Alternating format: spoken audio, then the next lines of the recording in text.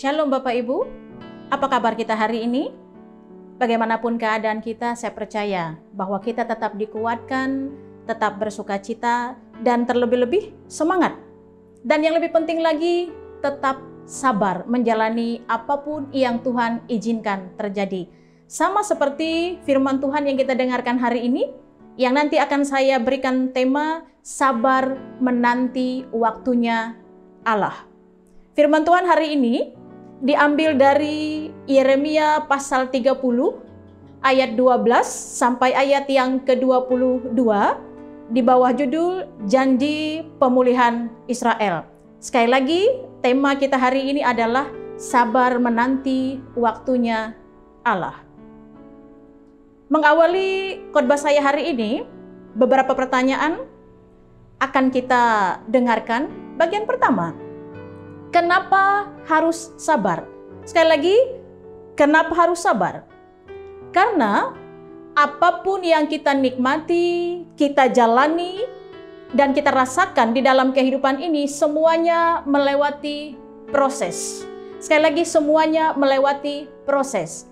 Nasi yang sudah masak, yang terhidang di atas meja kita, yang sebentar nanti barangkali setelah itu akan kita santap, kesemuanya melewati proses yang sangat panjang. Pertama barangkali petani akan menggarap lahannya, dan setelah itu dan menanamnya, dan setelah itu ada banyak hal yang dilakukan sampai pada panen, dan seterusnya sampai di atas meja makan kita. Demikian juga dengan masakan-masakan yang lain yang kita nikmati dalam kehidupan ini, semuanya melewati proses. Keberhasilan, kesuksesan, status, kedudukan, dan jabatan barangkali yang kita dapatkan saat ini itu juga melewati proses yang sangat panjang. Melewati perjuangan, melewati kerja keras, melewati daya upaya yang kita lakukan sepanjang kehidupan ini sehingga sampai pada saatnya itu bisa kita nikmati. Nah Bapak Ibu, harus kita ketahui bahwa kecenderungan daripada manusia adalah ingin segala sesuatunya instan, segera terjadi, dan saat itu ada. Tapi harus kita pahami dan mengerti bahwa tidak ada kehidupan, tidak ada yang kita jalani dalam kehidupan ini yang saat itu nyata hasilnya. Semuanya melewati perjuangan yang panjang. Harus diingat, tidak ada keberhasilan tanpa perjuangan, dan tidak ada kesuksesan tanpa kerja keras. Kedua, mengapa kita harus sabar? Karena yang ada di dunia ini tidak ada yang abadi. Semuanya nanti akan pergi. Semuanya hanya sementara. Orang-orang yang ada di sekitar kita, entah dia saudara-saudara kita, orang tua kita, kerabat kita, entah harta benda yang kita miliki, entah penderitaan, pergumulan, dan segala sesuatu yang kita rasakan, itu pun tidak abadi. Sampai pada saatnya nanti akan pergi, akan hilang. Penderitaan yang kita rasakan saat ini, itu pun sampai pada ujungnya, saya percaya dengan keyakinan yang sangat kuat bahwa penderitaan itu juga akan hilang. Apa yang dijanjikan oleh Tuhan kepada bangsa Israel di nas kita hari ini dengan judul Janji Pemulihan Israel, saya bacakan ya, ayat yang ke-18.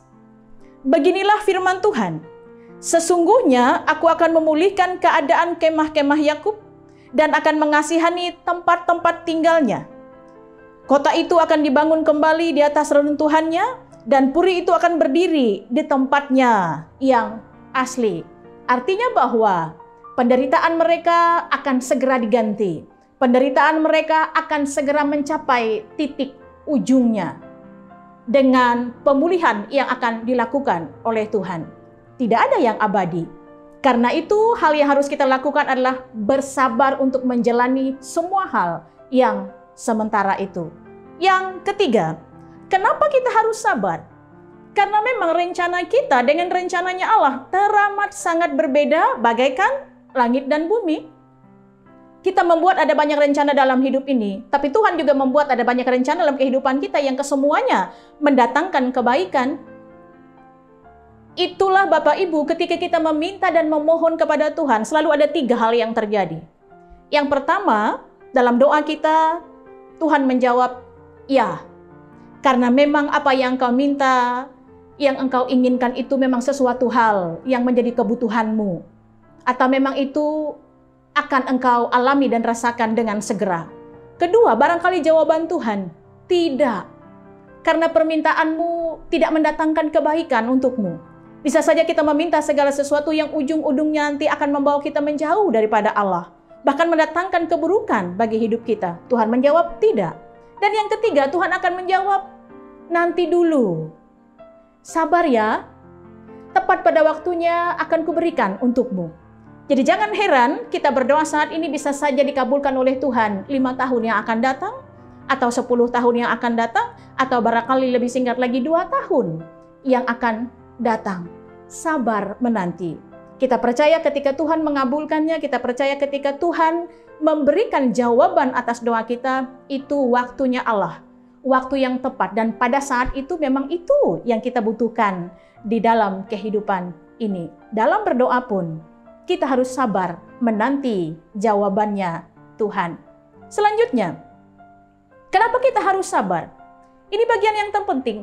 Karena Allah yang kita sembah adalah Allah yang teramat sangat sabar. Ia sabar menanti kita bertobat. Ia sabar dengan memberikan kesempatan demi kesempatan yang begitu luas dalam kehidupan kita. Ia sabar untuk tetap mengampuni kita. Harusnya kita menerima hukuman yang setimpal untuk setiap kejahatan, untuk setiap hal-hal yang tidak pantas kita lakukan sepanjang hidup. Tapi Tuhan tidak pernah menghukum kita setimpal dengan salah dan dosa kita. Kesabaran Tuhan luar biasa. Dan kesabaran itu juga terwujud nyata dalam diri Tuhan kita Yesus Kristus. Dari sejak lahir sampai ia meninggalkan dunia ini, tergantung di atas kayu salib. Semua yang ia lakukan, alami dan jalani, semuanya dengan penuh kesabaran sampai titik akhir. Sabar membuat Nabi Ayub di perikop terakhir kitab Ayub, keadaan Ayub dipulihkan. Kita barangkali bisa membayangkan, andai saja Ayub tidak sabar menjalani proses demi proses yang ia rasakan di dalam kehidupannya. Tentu barangkali bukan dipulihkan yang ada di bagian perikop terakhir kitab Ayub. Bisa saja barangkali ia menderita seterusnya, atau barangkali kebinasaan dan lain sebagainya yang dirasakan. Karena kesabaran menanggung segala sesuatu, menjalani segala sesuatu atas perintah daripada Allah yang mengutus dia, Tuhan Yesus Kristus, setelah bangkit dari antara orang mati, ia naik ke surga. Dan Alkitab mencatat, ia duduk di sebelah kanan Allah, Bapa di surga.